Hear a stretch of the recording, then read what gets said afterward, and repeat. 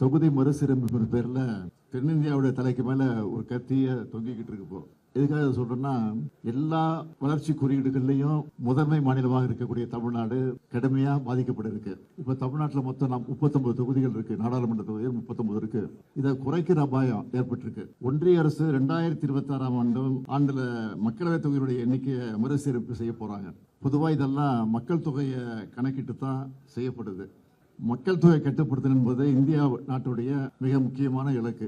அந்த இலக்கை பொறுத்த வரைக்கும் நம்ம தமிழ்நாடு வெற்றி பெற்றிருக்கு, அது எல்லாருக்கும் தெரியும். பல பத்தாண்டுகளா வெற்றிகரமான குடும்ப கட்டுப்பாடும் பெண்கள் கல்வி மற்றும் சுகாதார முன்முயற்சிகள் மூலம் நாம் இதை சாதிச்சிருக்கிறோம். மக்கள் தொகை குறைவாக இருக்கிற காரணத்தினாலே நாடாளுமன்றத்தினுடைய எண்ணிக்கையும் குறைக்க வேண்டிய ஒரு சூழ்நிலை ஏற்பட்டிருக்கு. இப்ப நாடு முழுக்க இருக்கக்கூடிய மக்களவை தொகுதி அடிப்படையில் தொகுதிகளை பிரிச்சா தமிழ்நாட்டில் இருக்கக்கூடிய தொகுதிகளில் 8 தொகுதிகளை இழக்க வேண்டிய ஒரு சூழ்நிலை ஏற்பட்டிருக்கு. அதாவது தமிழ்நாட்டுக்கு 39 எம்பிகள் இருக்க மாட்டாங்க, 31 எம்பிகள் தான் இருப்பாங்க.